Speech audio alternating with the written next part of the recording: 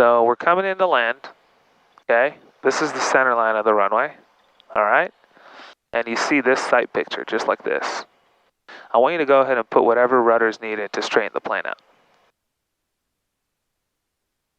Go ahead. Well, I'm using brake, but... Yeah, whatever you need to use. Oh, brake too?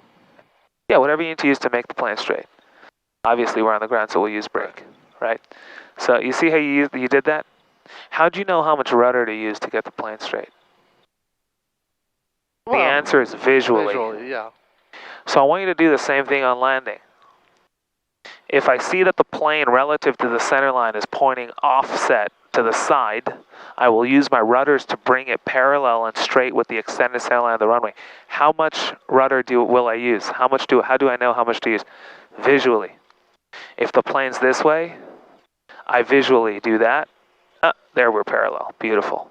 And then I use my aileron to be on center line. Okay, so I use my feet to be straight, parallel, and I use my ailerons to be on center line. Because look, I'll prove you a point. We could be perfectly parallel with the extended center line of the runway off center line. Right now, we're parallel. We're paralleling the center line.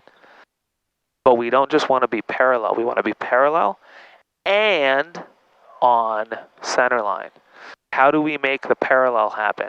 Using our feet, rudder. How do we make the center line happen? Using our ailerons, our hands. Does that make sense? Yeah. Don't be afraid of it. You might get into more trouble not putting in the inputs and side loading, right. and then it'll be a lot more trouble if that happens. Right. If you put the input in and you're straight and you touch down, it'll be a beautiful landing. Right. Let's give that another shot. Sure. Awesome. Your airplane. My airplane. Your plane.